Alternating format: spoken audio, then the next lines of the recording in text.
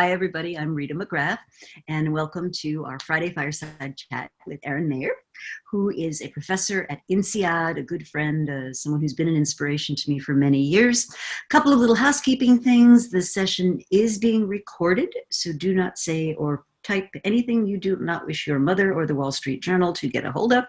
And we will have the replay ready in usually it takes about a week before we get it up, and you'll find it on my YouTube channel. If you have questions, please put them in the chat. We generally don't do raise hand stuff because I just don't know who's signed in. But we do try to get to the chat. If we don't get to them in the live session, I record them and we'll get to them afterwards. So without further ado, welcome, Erin. So pleased that you're here. Thanks for inviting me, Rita. I'm really pleased to be here with you and with everybody.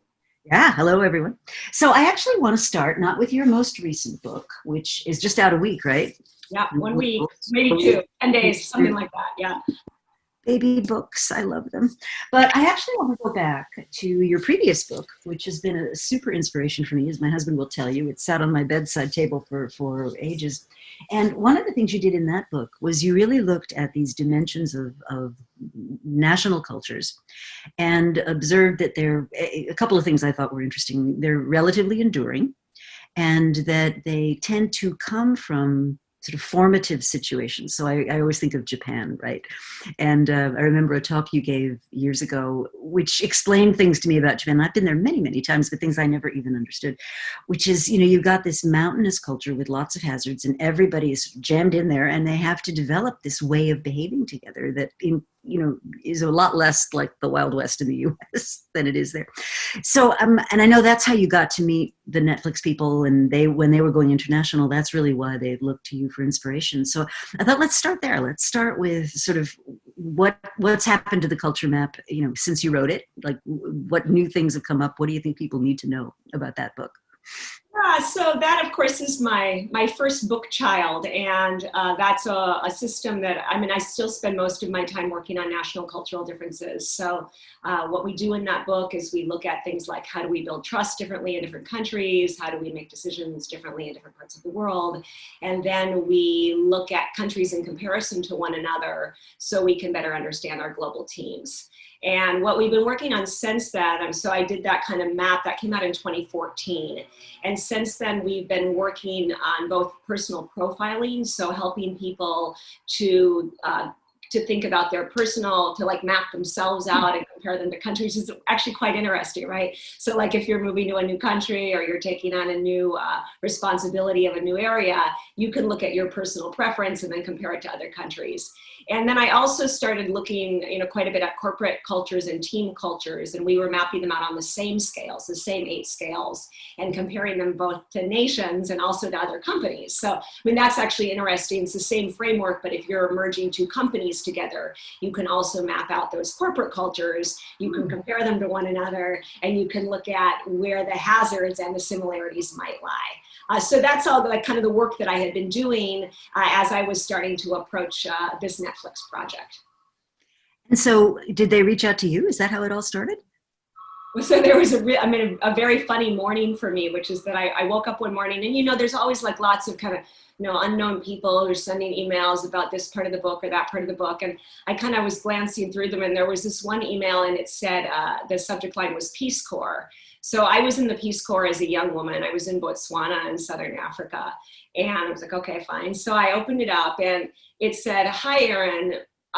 My name is Reed. I was in the Peace Corps near where you were. I read your book and I loved it. I'm the CEO of Netflix. I hope we can meet sometime." So, a very endearing first message. Classic. A couple of times it kind of woke me up. Well, then you always wonder, is it some bot? Like, does this ever happen in real life, right? I think I was really kind of sleepy. I showed it to my husband. Is this what I think it is? What did he say? I said, yeah, that's it. Very interesting. So then you obviously connected, and how did the project unfold from there? Yeah, so that was that was in 2016, and maybe some of the participants remember that Netflix used to be a pretty local company, right? It was really a U.S. company, and then in January, must have been in 2015, because in January 2016 they went through this huge international expansion, right? So I worked with the company quite a bit on getting them ready. Reed, the CEO, was quite concerned about how their corporate culture, which he felt was the whole engine to the success of the company, how that was going to be able to transfer into some of the countries they were moving into, like Japan and Singapore and Brazil. So those were some of the very long and tough conversations that he was having with his team and that we were leading. Mm-hmm. That's fascinating. Because, I mean, I think one of the things that does come through in the new book is the kind of step-by-step, let me go back a little bit.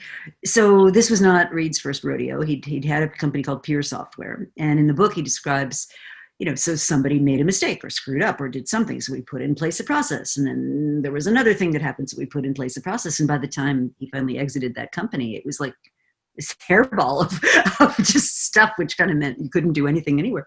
And he said, well, what if we kind of rethought that for the new company? And he talks about a pretty systematic way of trying to unglue all the things we assume to be necessary to run a large and complex organization. So starting with vacation policy, and so that is so deeply embedded within that company to take it to someplace like Singapore, let's just say, or Japan, radical candor, rich feedback environments, all those kinds of things. How do you adapt that to the local circumstance? Yeah, well, so, I mean, this was like pre-book. So before we started even thinking about writing the book together, I had some big concerns for you. And I felt at that time that the kind of candor that they were practicing at Netflix was really going to be impossible to implement successfully. I mean, I'm sure you can say you want that, but I thought it would destroy relationships, that it would not be possible in many of the countries that Netflix was moving into. And I remember having a very clear discussion. One of the first discussions that I had with Reed, he asked me, is this going to work? And I was very doubtful. And he said, he said, that is foundational to our success. He said, that candor, he said, I can't change that. So tell me something else I can work on. And I remember that my response was, well, if you can't work on the candor, then there is something else to work on. So I was looking at my culture map scales, right? And we had the Netflix culture that was mapped out on it. And Netflix is both a very direct culture when it comes to negative feedback, which was what we were talking about. And it's also very task oriented, or it certainly was at the time. And, I said, look, if you're not going to work on the candor, then at least work on being more relationship oriented. Because if you can develop strong relationships and you really value relationships in your various international offices, then, maybe people can get used to the direct feedback. But without the relationships, it's just going to crash down. And that became his new mantra, is we will become more relationship oriented as we internationalize. So that was something that he didn't feel was foundational. He could certainly adapt to. That is super interesting. Well, one of the examples you give in the book is of I guess an administrative assistant in Singapore who gets this email about a meeting that got screwed up, which this person had no role in setting up. And the meeting was like, well, we could have done better things with that time if this hadn't gotten screwed up. And this person felt it was like a personal attack. And I thought that was just an interesting example, because there was nothing inherently offensive about the note. It was just sort of straightforward, right? The meeting didn't have an American perspective, right? I actually found that very interesting, because often in the West, we think of Singapore as Singaporeans is being sort of like the Asians we understand and who understand us in the West. And I do think that Singaporeans have a specific talent at adapting their external persona to really work well with people from a variety of different backgrounds, because they've been in such flexible international situations. So here I had this woman, I mean, that's not in the book, was very young, a young woman, maybe she was in her 20s. She had her hair dyed blue, right? So like she really looked like someone who would be like ready. And she was really upset. Oh, she was so angry about this email. And she said to me, you know, Erin, I just want to show this to you. Tell me, is this actually appropriate in the US? And I looked at it and I was like, well, yeah, it's so, I mean, from an American perspective, this woman, she said, please, she suggested something they could do in the future. It seemed polite. And then I showed it to some other Singaporeans who confirmed that that was totally inappropriate in their cultural context. So yeah, interesting learnings, right? Yeah. Well, and I mean, we've all seen just massive examples of culture just and kind of screwing up. So let's just talk about the elements of the Netflix culture for those that might not know it, because I think it is remarkable. And we had Patty McCord on a few Friday Firesides ago, and she was talking about creating a culture of freedom and responsibility. And one of the things she leads off with is assume you've got intelligent adults working for you. So let's start with the idea of talent density, because I think that's such an interesting core pillar to what makes this whole thing work. Yeah. Okay, I will start there, but I also want to say that since many of your listeners maybe attended the Patty McCord session, I interviewed Patty dozens and dozens of times for the book, dozens of times. So as we were getting ready for the book, I mean, I conducted 200 interviews with Netflix employees, and then interviewed Reed a bunch. And whenever Reed couldn't remember something, I called Patty, because Patty has a great memory and she's full of stories. But she and Reed did something that I took issue with, which was that they acted like everything that they were doing at Netflix was just common sense. And I really didn't think so. I really didn't, I was like, no, this is not common sense. This is weird. Well, early in the book, you talk about thinking this was like a recipe for total disaster, like because the idea of average performers get a generous severance, and you have to be totally exceptional. And if we wouldn't fight to keep you, we really just should say sayonara. And I mean, it sounds like a shark pit, right? Yeah, I found a lot of it, not just provocative, but really confusing. I mean, I know, of course, that you are a good friend of Amy Edmondson, that she's been on your fireside chat too. And of course, she talks all about psychological safety. And I just couldn't figure out, so the idea of psychological safety obviously being that if you really want to have an innovative work environment, that you have to create an environment where people feel secure so that they're free to create. And I just couldn't imagine how those two elements, this stating, so Netflix states, adequate performance gets a generous severance, how that statement could not lead to an environment where people did not feel psychologically safe, and why that would not then inhibit innovation. So I'll just start there, that I do not believe that these ideas are common sense, at least to us today. Now, I do believe, I mean, my kind of like overriding learning from the whole project was that the foundations of corporate culture at most organizations are hangovers from the Industrial Revolution. Meaning that during the Industrial Revolution, or the industrial era, which of course, powered the economy for hundreds of years, so it's no surprise, but we learned all of these methods for encouraging behaviors that decreased error and increased efficiency.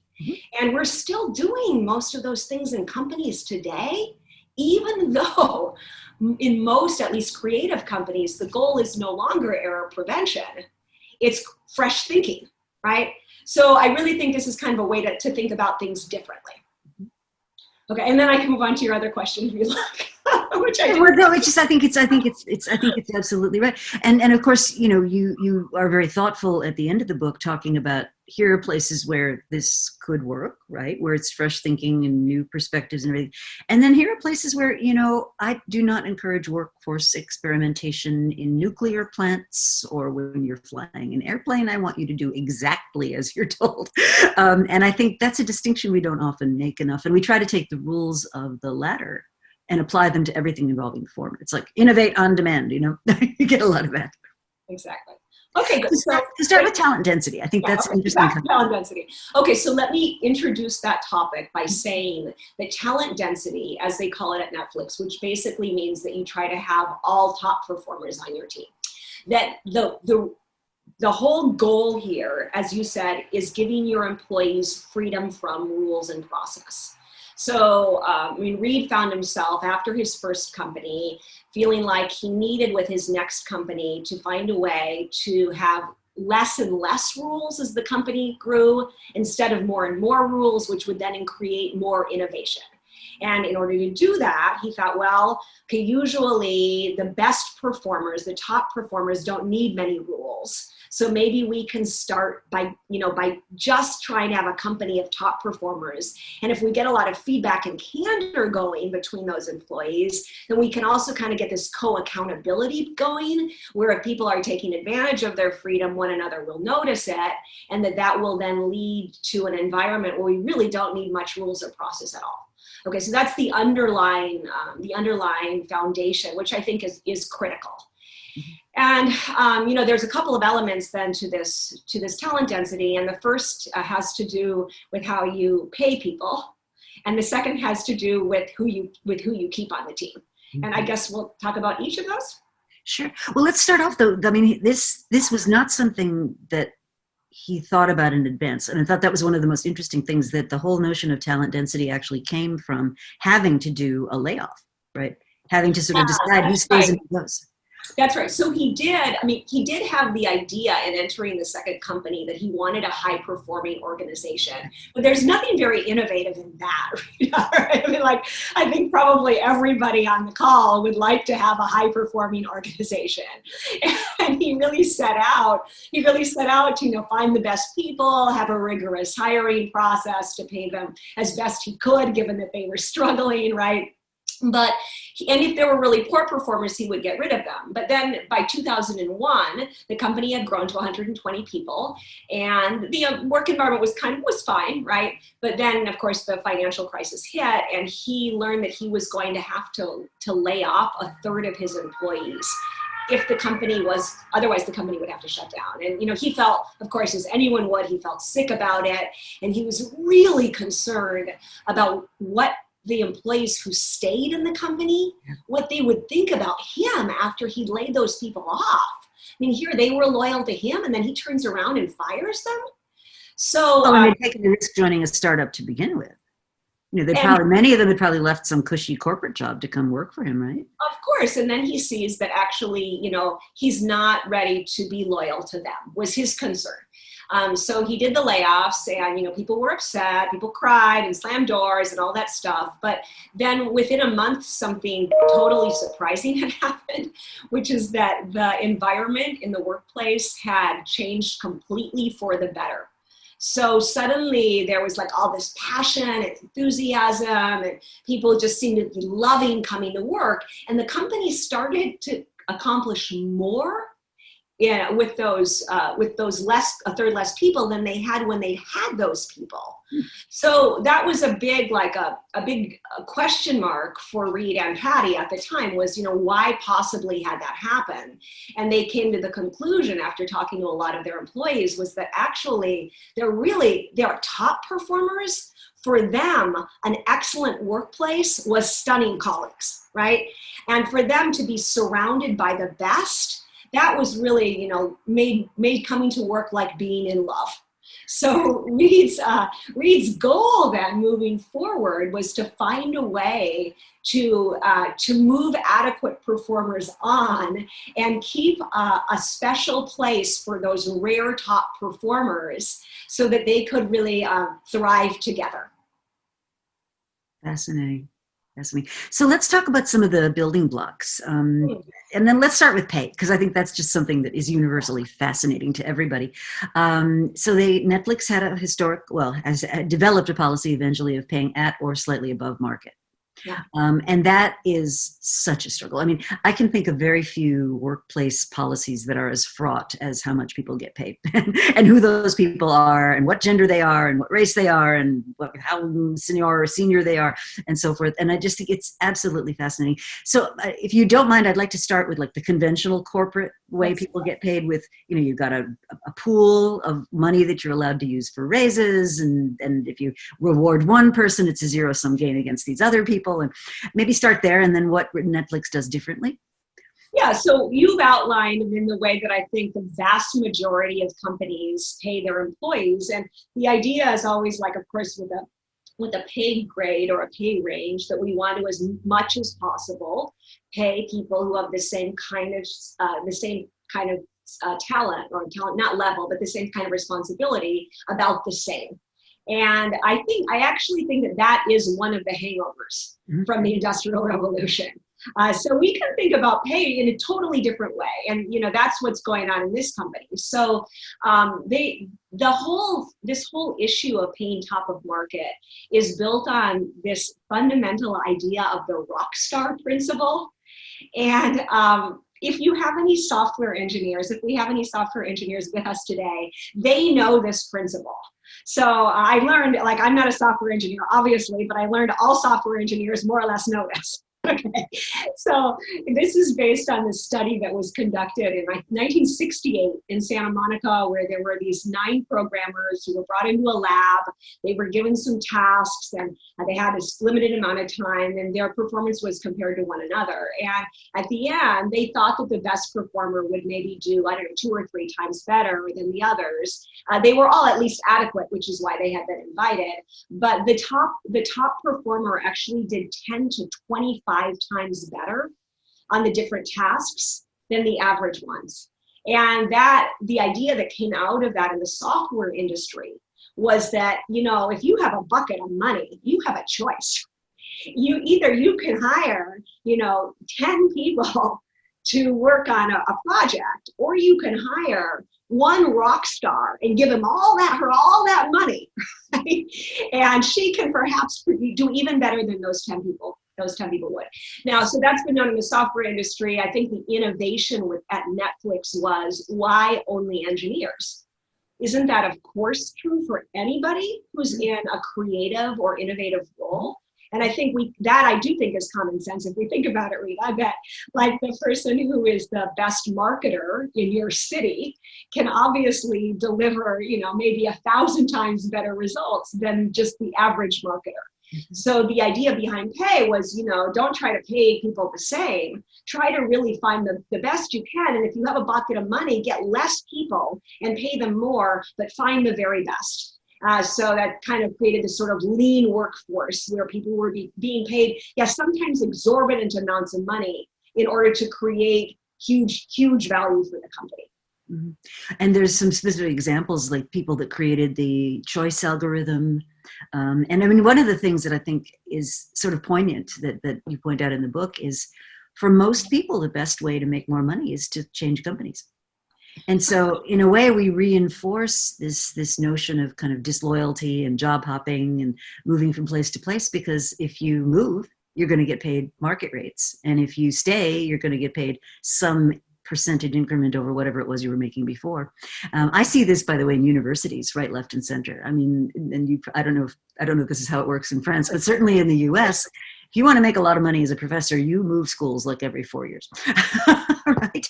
Sure, everyone knows it. I mean, young people know it too, right? You can only get so big of a raise. They're not going to give you a 25% raise, even though your skill set might have grown 25%.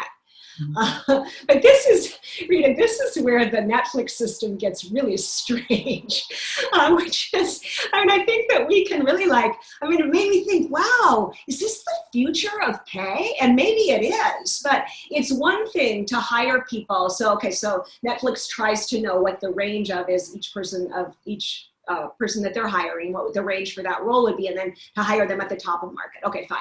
But they also, beyond that, they want everybody to know what their market is on an ongoing basis.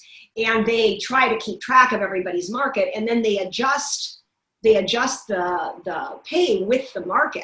So there may be somebody who gets, who grows a huge amount in a 12-month period, and they might get a 40% more greater salary the next year. And there were also people who failed to do the research. And the research means, Rita, I mean, imagine, right? The research means that you have to call up your colleagues and ask them how much money they're making, which sounds kind of startling. But on the other hand, when you think about it, it's like, well, if you don't know what your value is, then who should, right? So make the phone calls. And the other weird thing they do at Netflix, but I actually thought, well, gosh, everyone should be doing that, is that they encourage their employees to take recruiters' telephone calls. And when the recruiters call, your employee's goal should be to find out how much does that job pay. Because nobody knows more what your market rate is than the recruiter who's trying to recruit you. And even if you have to go to the interview in order to find out what that is paying, that gives you that information. So yeah, I think that in the next 5 years, we're going to see a lot more companies that are moving to these really unheard of type of pay structures.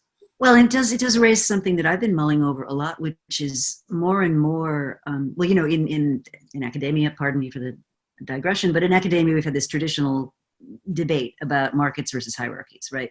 And so you need a hierarchy when you've got uncertainty about what value an asset has, you've got the potential for cheating on either side, you've got lack of transparency, blah, blah, blah, blah, right? All the reasons you need to put something inside an organization. And one of the things I think digitization has done is made more and more of the assets we might want to use for production. First of all, it makes us able to access them on a variable basis. But secondly, it allows us to create markets where you could never create markets before. And so if you think about the freelance economy, right? It works this way, right? I mean, if you want to get that superstar film producer, you're going to pay a ton relative to the newbie just out of wherever. And maybe that's an early harbinger of what Netflix is trying to figure out and harness inside a bureaucratic structure. Yeah, well, I do think it's an example of how in today's creative age, in our new technological information age, we can't stick to this sort of, moving everybody up 2% or 3% every year, because the world's not moving at those slow paces anymore. That's a great way to lose your talent density, right? Yeah, people will move on. Absolutely. Well, one of the things Netflix talks about, and I think Patty mentioned this, she said, we always wanted Netflix to be a great company to be from. And I thought that's not the way a lot of corporate HR types think about things. Yeah, well, that's right. But I also think that it's fundamental to Reed's kind of thoughts about the corporate culture is that he's not worrying too much about what other companies think about the culture that he's created there, right? That he's really trying to, experiment with an ecosystem that will allow for this kind of unusual level of innovation and flexibility, and that others might look at the company and say, whoa, what are they doing there? But he's just trying to kind of keep that noise out and see, okay, what can we learn in order to breed this innovation and flexibility that we need for the future. And that's why I found this such an important learning experience, not just for myself, but really for the reader, is that, he's done this big experiment. And now the rest of us hopefully can learn from it. And learn something from it. I heard him interviewed, this must go about 6 or 9 months ago, when it was the first time I became aware that you guys were working on this project. And it was in the context of Columbia has a media forum and run by one of my colleagues. And Reed was their guest at their annual, in this case, it was virtual, but he was their guest at their sort of big virtual confab.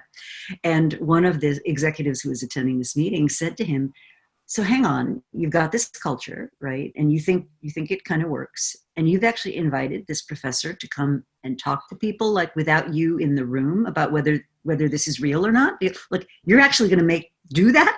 The guy was completely incredulous that he would make it possible to have a project like that happen. Yeah, and maybe I should add, Rita, that at the beginning, I mean, Reed was really vocal that everyone was supposed to tell me the honest truth. And because they have so much candor in the organization, I mean, you would not believe how honest people were with me. And, you know, it's not all rosy, right? Some people cried, some people told me stories, you know, like in any organization. And I heard all of it, right? And the fact that I was there, you know, invited by the CEO, I think at many companies would lead people to just be quiet or just give positive stories. So yeah, it worked. Or tell you all the dirty laundry. I mean, that's the other thing. Oh, that's right. In case I would tell him and they could get their needs met. Something like that. I get that a lot when I go to companies and they're talking about their strategy, right? Yeah. And like, you know, you'll sit in the boardroom and everything's hunky-dory and, oh, this is going to be the plan that takes us to the moon. And then you get to like their individual desks over a cup of coffee and it's like, this is never going to work. I don't know what they're thinking. You know, I mean, you just get this complete disconnect. And I'm like, well, why didn't you say that in the room? That's what happens. Absolutely. Absolutely. So one of the things you and I talked about was how to create a corporate culture that really comes alive. And this notion of managing tensions, because I do think that's a subtlety here that I wouldn't want people to miss, which is, yes, they're doing all these unusual things, but they're very, I think, to a level I have not often seen articulated. They're very clear that tensions exist and that they've made a choice about where they're going to land on the side of those tensions. So direct feedback, for example, for many people can feel like an affront. You know, a lot of people would struggle with that. And they've decided very clearly to land on one side of that tension. So, you know, clearly the culture is not just lip service. Clearly he wouldn't have invited you in if he thought it wasn't unusual or important what they were trying to do. So how do you get that culture to really land? Yeah, well, this was actually one of my most interesting learnings, and I have to say this is not in the book, so it just didn't seem to fit in the format. But well, you've still got an HBR article to come. You know, you can. It's gonna. That's my next one. But what I learned was I've studied a lot of corporate cultures, and I have to say I've never really been that interested in them because I found that, you know, most corporate cultures, what the company says has very little to do with the way that people behave, and they tend to define their corporate cultures in these positive absolutes. Like here we value integrity or we value respect. And the problem— And then you turn out to be Enron. Yeah, for example. Like that was the thing on the wall. I remember visiting one of their corporate, it was like integrity, respect, transparency. I forget what the last one was. Judgment. It's always judgment. It's usually those four. But what I learned as I was studying this corporate culture, which is one of the rare companies where what they've articulated actually comes alive in the behavior of the employees, is the importance of speaking in tensions when you define your corporate culture. So for example, instead of saying something like, oh, well, we value high performance, which may on the surface, I mean, anyone would say, okay, we value high performance. But you really have to think, you know, what is that intention with? For example, if I get to a point that I have an employee who's behaving adequately and he's trying hard, but he's not the best that I could get, and I give him clear feedback multiple times, he can't improve, do I find another job for him, move him out, or do I keep him on the team? Okay, now we have a dilemma, and the tension is, if I get rid of him, I get higher performance, right? As the performance on the team then spirals up. But if I keep him, then I get a stronger sense of security and psychological safety on the team, right? So that's a real dilemma, right? And if companies really want their organizational cultures to come alive, they have to think about what are the big dilemmas that are impacting our managers' decisions, and which way do we want them to turn? And, you know, whichever way you choose them to turn, you have to think in sort of those tensions. Now, Netflix has chosen high performance over security. Another interesting example, I mean, you spoke about candor, but that's a big one, right? Like, is it more important for us to have this environment where people are really pushing one another to higher and higher performance because of candid feedback, even at the risk of breaking the relationship?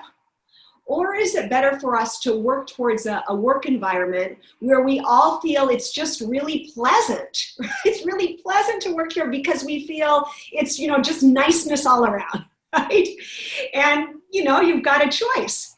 So what Netflix has done, I think, is something that every company should do, which is figure out which are the most important dilemmas, the most important tensions that are impacting the choices of your managers, and then tell your managers, which way you want them to gear. And then what you've articulated really starts to take life in the organization as people make decisions based on those guidelines. I think that's profound, because I could also see, I could see a strategy where you would go the other way, right? Where you would say, we're going to be an army marching an inch at a time, but we're all going to be lined up together, arm in arm, kumbaya, I could see other contexts in which that might work, right? I mean, it's a dilemma. And that's why when people read the Netflix culture deck or our book, right? Some people read it and think, oh my gosh, I love this.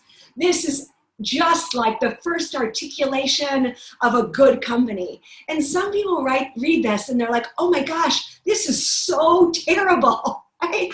And of course, it's because the dilemmas are clear, and there's a clear direction that has been chosen. And that's so rare in the articulation of corporate culture. So I really encourage your readers, our listeners here, right? I really encourage you, go back and take a look at how your organization has articulated corporate culture, right? And look at, are you speaking in absolute positives? And if so, maybe you're wasting your breath. Mm-hmm. And instead, could you start thinking about some of those tensions and how to, organize some debates around them, whatever it is that your organization decides, direction. And how did they reinforce that? Let's just say, for argument's sake, a manager just can't bring themselves to let go of an adequate performer. Makes a choice that's antithetical to the corporate culture. Yeah. What are the sanctions? How does that get rooted out? Yeah, so we can think both generally and with regards to that specific question. So generally, of course, you can't just have the discussion about the tensions and then write them down and assume everybody will follow them. Mm-hmm. If you really take the time to do this, you have to reinforce it continually. So, like if you have a quarterly management meeting, corporate culture should be on your agenda every management meeting, every quarter at least. You're going back, debating the tensions, seeing what's working, what's not working, and it's through those ongoing discussions that this continues to adjust and come alive. But then what I think is interesting is that the more you kind of come up with these methods to encourage edgy methods to encourage people to think the way you're hoping they will when they make decisions, the more successful this will be. And with this adequate performance gets a generous severance, what they use at Netflix is something that is called the keeper test, right? Okay, it sounds a little ominous, but the keeper test is basically a system where managers are encouraged on a regular basis, no specific timeline, but you're just encouraged on a regular basis to really think about each person on your team. And to think that the question you ask yourself is, if Polly came to me tomorrow and told me that she was leaving for another company, would I fight hard to keep her? And if you'd fight hard to keep her, well, then she's a keeper. You fight hard to keep her. There's no question. She's the best on the market. You've got your top performer. But most of us, we have at least one or two or maybe a bunch of people on our team that if they came to us and told us... They had that at INSEAD? I thought we only had that. I thought someone was at your door, Rita. They're listening. I know. The thought police are going to be here any minute. Thank God for quarantine. But we know, oh my gosh, of course, even if we all want high performers, we know it was hard to, we want our people to succeed. And it's such a hard question to ask. And when our answer is, actually, if he came to me and told me he was leaving, I'd be super relieved. If that's your answer, but you're saying that your overriding goal is high performance, that's inconsistent, right? So then you have to ask the next question, did I give that person feedback?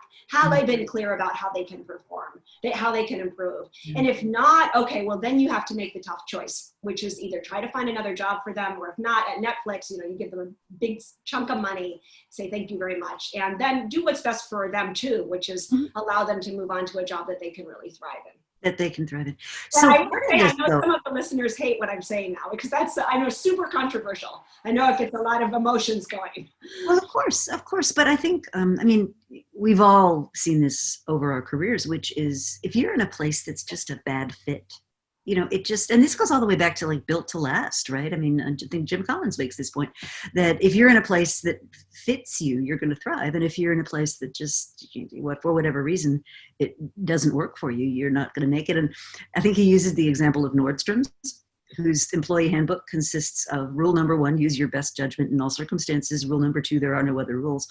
And they take people and they actually put them through sort of an apprenticeship, and to see how Nordy they are. And people that are Nordy love it there. And people that aren't are like, these people are nuts. This is retail. What do you expect me to go racing from the 2nd floor to the 5th floor to find the jacket that goes with it? I mean, like, what? Who wants to do that? So I think it can apply, like, this isn't just a high tech thing, right? This is a fit thing for companies all over. But there has to be, so I've got 2 thoughts going in my mind. One is the dark sides, and the other is, if you're going to attract the very best at X, right, you have to be such a compelling place to work that they're going to be willing to give up those other opportunities and come work for you. So how does that work? Well, that's what brings us back to the freedom. Yeah. Okay.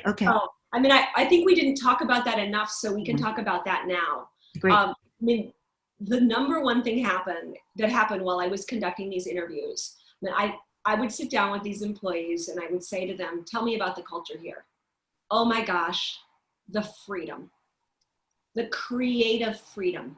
Never before have I been allowed to make these decisions, to do these things without approval. They would tell me stories about, signing contracts and their hearts pounding and their because this is like 5 pay grades above what they'd be able to do at any other company, right? Because at the last company, they couldn't sign off on something more than $10,000, and now they were signing off on something at $5 million, right? So of course, that level of trust in your employees is exhilarating. And people feel exhilarated to have that level of power, power, ability to create. And not everyone wants to work at a place like that, because of course, when you have a lot of freedom, you also have some fear. I mean, it's kind of scary to have a lot of freedom. Well, Patty talks about responsibility. What if it doesn't, what if what you do doesn't work, right? Well, and there's some examples in the book of things that didn't work, and big failures, and some of them pretty substantial. That's right. Yeah, we can talk about that also, about the idea of a mistake versus a failure, which I do think is interesting when we think about innovation. But so that's why people want to work there. And everything else in this creative company is set up to give people freedom. And I actually think that these other things, they're just footnotes. I mean, of course, they're the foundational elements. If you want the freedom, then you have to build the talent density. And then if you add the candor, then you can give even more freedom. But it's the freedom that's driving the place to work. And that's why people are willing to sacrifice some things like job security, definitely, in order to have that level of freedom. Now, not everybody wants that, but they know when they enter the company what the corporate culture is. And I think that's important also. Well, and I imagine they're pretty transparent about it. From a strategy perspective, one of the things I always found fascinating about Netflix was the onboarding process. And there was this wonderful graph where they had, customers for DVDs, and then DVDs are going to go away, and then it's customers for streaming, and then streaming's going to go away, and then they have customers for content, and hopefully that's not going to go away. But the level of just strategic candor, coming right in and saying, okay, you may be going to work for the DVD part of the business, but that's a declining business, and we all know that. And it's like, okay, very, very transparent. Yeah, and so that's the other side. We already talked a little bit about feedback, right? But that's the other side of candor. So they use the word candor for 2 things. In my mind, they're two different things. One is feedback, and the other is organizational transparency.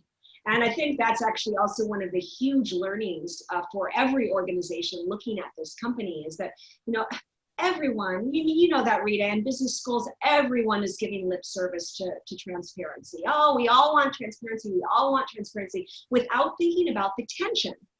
And what's amazing when you look at this organization is they're really doing things that when you find out they're that transparent, you're like, oh, well, not that transparent.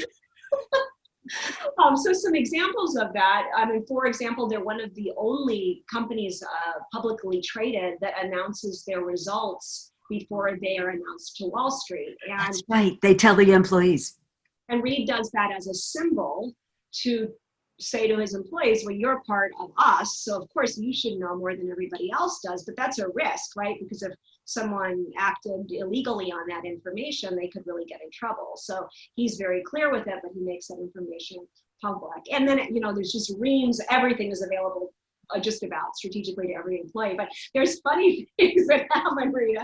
There was like a couple of things that totally shocked me. One of them's in the book, one of them's not. But one of them was that because Reed has this tendency to really just like knee-jerk share everything, right? So we were working on this book, right? Early days, I wrote this chapter and I sent it to him. It was still, just a mess, right? But we had most of the ideas there, and I sent it to him for him to look at and give feedback on. And a week later, I was in the Amsterdam office interviewing a Netflix employee there, and he said, "Oh, what you wrote in that chapter was very interesting." And he started talking about the chapter I'd sent to Reed, and I was confused. And he said, "Oh yeah, well Reed sent that to the managers," and I was like, "All of the managers?" He said, "Oh no, just the top 300. And my first reaction was like, "What? Well, how could you do that?" Because it wasn't proofread, it wasn't ready. I was like getting ready to call him, and then I was like, "Well, Erin, like, why does it matter, right? Okay, so that's not the usual way to do things, but maybe that's okay." So I just dropped it, but I put it in the book. And the other one, Rita, okay, this is just between you and our audience. The book was supposed to come out in May, right? But then because of COVID, we pushed it back to September. And as you know, but Reed felt that it was lacking transparency to not share it with the employees. So he shared it with emailed it to the employees with the deal that they would then purchase it when it came out, right? That's what he said in the email. You can just imagine the publisher was a little taken aback. Never happened to her before. I gather Netflix does a lot of things that way. Yeah, that's right. She got over it. Very interesting. Very interesting. So the freedom. So one of the things it's actually in the subtitle of the book. It talks about the culture of reinvention. Title again, just a little product placement here. And what Reed says early on in the book is looking at Blockbuster. And of course, it's one of the iconic business school stories. Blockbuster had it all to lose, and they did. Netflix at one point tried to sell themselves to, people don't remember this. They tried to sell themselves to Blockbuster. They were in such trouble and basically got laughed out of the corporate offices. But his thesis was that the Blockbuster culture, aside from all the other strategic mistakes that they made, but that the Blockbuster culture was so hidebound that when it came time for a different business model or a different way of doing things or radically different perception on the part of the public, that it just couldn't adapt. And his thesis, as I understand it, is that this culture allows you to morph, from business model to business model, from one way of doing things to another things. And if you think about Netflix, DVDs in envelopes, DVD streaming content, original content, and God knows what's next. But it does seem like a real continuous reinvention kind of company. And would you, you've seen a ton of corporate cultures. Oh, yeah. You think that kind of? Well, that's actually the number one fundamental point, which is that Netflix managed to do something that is almost unheard of in the last 15 years, which is that they have reinvented themselves entirely again and again in a way that almost no other company has done. So as you said, you know, just 15 years ago, for our listeners who are in the US, Netflix had these big warehouses and they were sending DVDs by mail through the post. And then the environment shifted and they turned to a high-tech company that was streaming movies and DVDs. And then the environment shifted and they shifted to a media company, opening up studios in LA, creating their own award-winning TV shows and movies. So this is really, I think, the example of what most companies are needing in our disruptive age. They're needing a corporate culture that allows the organization to shift as the environment shifts around them.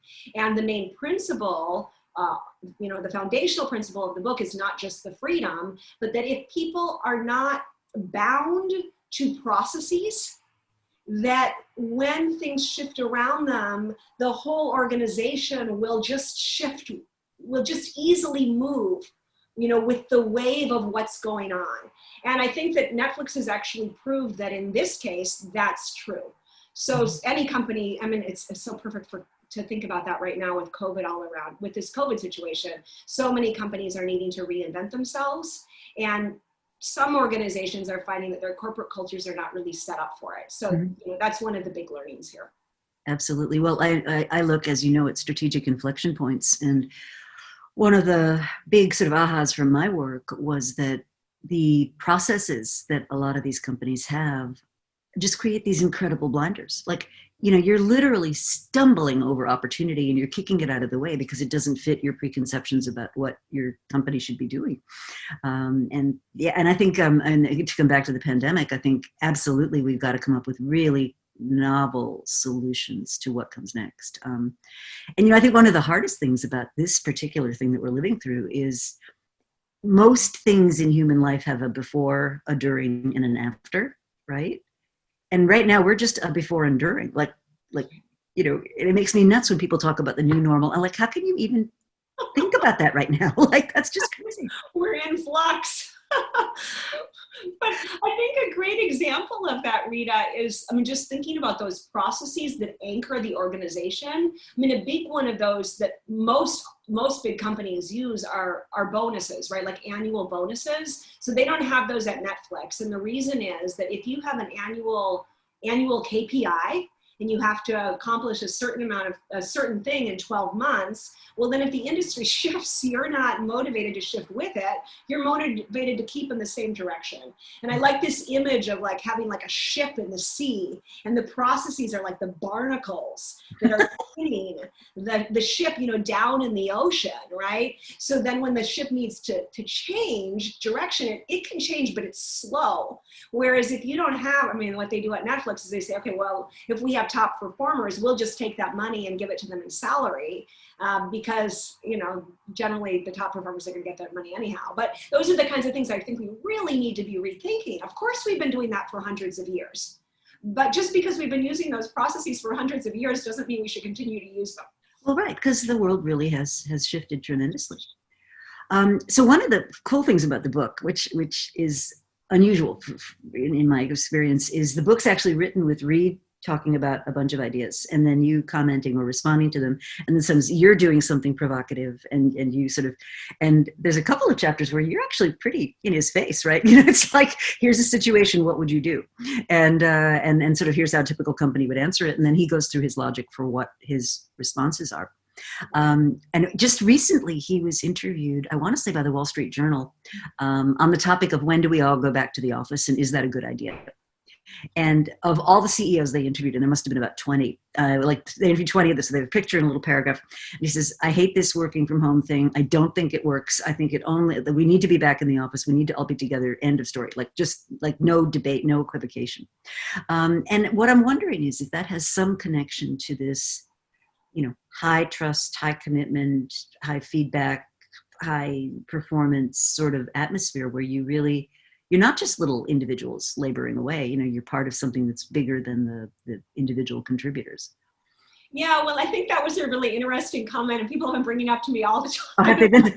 Reed said this, but I actually think that for Reed, that was quite an obvious statement, but you have to understand it in the context within which he was speaking, which is that Netflix employees have incredible amounts of freedom as to where they work, right? They can work any hours they want. They can take vacation as much or as little as they want. They can work from their mother-in-law's laundry room if they prefer. So it's not like they're, coming to the office every day and having to follow these processes. What Reed feels is lost is that relationship orientation that we talked about earlier, that he's become a big advocate of. And of course it is, Rita. I mean, I regret it, right? In this COVID age, it's so difficult to build those emotional bonds in the way that we could when we had time face to face. So I think that was actually the point, which is that, yes, other CEOs were saying, wow, amazing. We gave our employees freedom and they were successful. And Reed was like, well, my employees already had freedom, but I lost the humanness that came from those collaborative meetings. Right. So yeah, that's so interesting. They lost. You think about it like an evolutionary path. He's kind of evolved way past that. Yeah, I was very surprised. A lot of about 2 months in, right, when a lot of these CEOs were being interviewed, and they were like, "How are we going to control people?" And there was all this talk about key logging and monitoring the hours and everything. And then they came to this stunning revelation, which was, oh my God, people actually want to do a good job. They want to complete their tasks. They want to honor their commitments to their teammates. This is astonishing. We all thought that the minute they got any freedom at all, they'd just slough off, Such a fascinating example about what we've been talking about, right? That especially if you have high-performing employees, you don't need to monitor their work or control them or set up KPIs or systems to make sure they're where you want them to be when you want them to be. Let them run free. And if you let your employees run free, then other people the top talent will want to come work there so they can run free. And that's when that innovation and flexibility really starts taking over the organization. That's fascinating. So COVID was a lesson. Right? Yeah. Not negative stuff, but there was a lesson, right? A couple of things that, I know I'm conscious that we're running sort of up against time, but there are places where this works and places where it doesn't. And I'd love you to give a point of view on where would you be careful about implementing a system like this? Yeah, so I think that's really fundamental, is that these lessons are for companies that want to increase innovation and that value innovation more than error prevention. Mm-hmm. And I think we can say clearly, one dilemma in an organization is innovation versus error prevention. Because if you want innovation, you have to let error take place. We have to fail, we have to try, that leads to innovation, right? So if you are working in a safety critical market, if you are running a manufacturing plant where you are developing penicillin, your goal is not to have each penicillin pill to be innovative. You want replication, right? You want zero error, you want perfection. Don't read this book. Okay. And I think we can also see that in many companies, there are areas of the company that really the industrial error model works great for, because they're going for error prevention and replication and efficiency, and other areas of the company that are going for innovation and flexibility. And then you have, something you can really think about here was, okay, we have the traditional model, which works here, and then we have another model that's outlined in this book that may help us think more about these other areas of the organization. Very interesting. Very interesting. Well, this time has flown. Let's talk about how people can learn more. So they're curious. Obviously get the book, read the book. But how do we get more of Erin's world? Yeah. Here I have the British copy here. Oh, excellent. It looks different than the one you held up earlier. Please read the book. Go to my website, send me an email if you like. I'm just getting used to having this new topic to talk about, but I'm very excited about it. So people should feel free to email me. I'm at INSEAD.edu, Erin.Meyer at INSEAD.edu. And you're on Twitter? Anybody. I'm on Twitter. I'm on Erin Meyer. Social media. Is my Twitter handle. Join me on LinkedIn. There you go. Okay. Well, Erin, thank you so much for being so generous with your time, and thank you for the book. I mean, I think it's a fascinating read, and certainly for me, it filled in a lot of holes for me on the cultural side of innovation, because I do a lot on the strategy side of innovation.